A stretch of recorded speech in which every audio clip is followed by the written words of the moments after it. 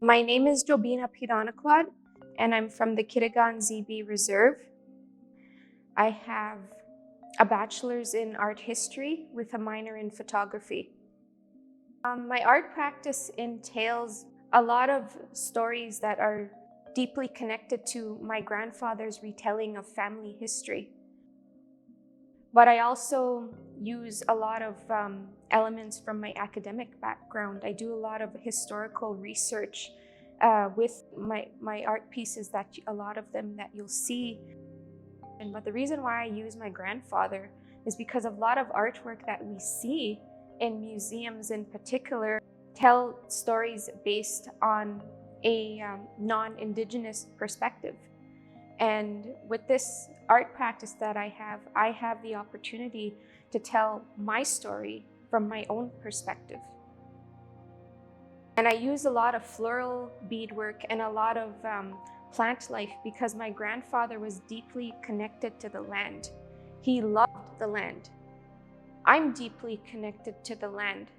And for me, I feel completely at peace when I'm at the land. And I feel that connection with my grandfather. And the aesthetics within my works show like a likeness to Victorian-era, because my grandfather grew up towards the end of the Victorian era, and he was actually the one who rebelled against the colonial powers, and he still continued to hunt and trap. So I make these art pieces because I know that the colonizers had misused religion.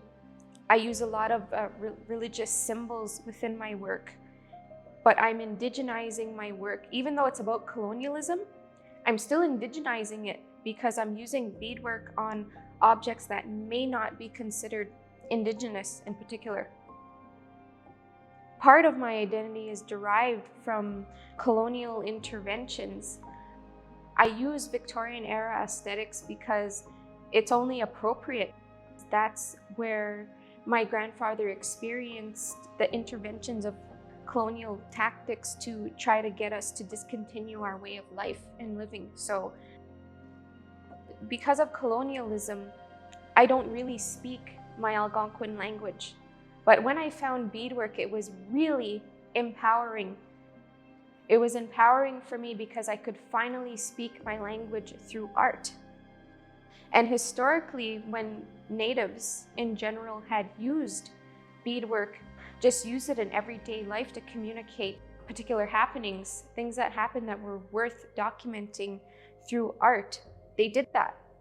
Only I'm doing it in obviously a different way. Like when you think about wampum belts, that was a communication of like a contract or an agreement, and people misunderstand it because it looks like art, but it's actually a contract. So I'm taking those ideas and using them to tell my own stories. There's one particular artwork that I want to discuss, and it's Resilient Repugnance, where I beaded 4 christening gowns. And it speaks of the colonial atrocities bestowed upon our people, but I've applied beads to them.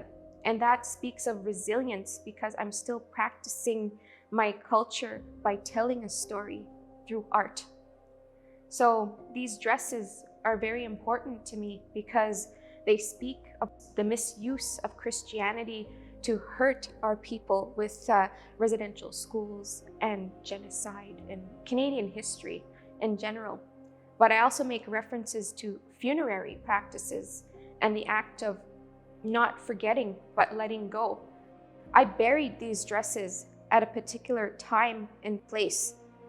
And the amount of time is not important, but it's the gesture of actually burying the dresses. I'm letting go of the hurt and the past, but I'm unearthing them because people need to know. A lot of people do not know, and that's really sad. People should know about their history because it's not just an Indigenous history, it's Canadian history. So that's why that work is so important to me. I'm a First Nations person. I'm Algonquin. I live on a reservation.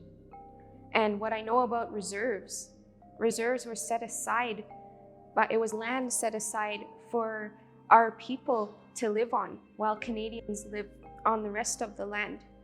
And there's a lot of things that are connected from the past to the present. Like some people say we're not in a colonial state, but I would argue that we're still in a colonial state.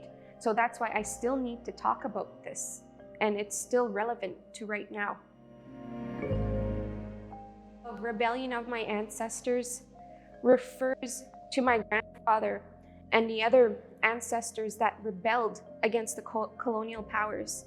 And that's the reason that myself and other people are still here, and we still have a voice. As an artist, I'm here to represent the voice of my ancestors.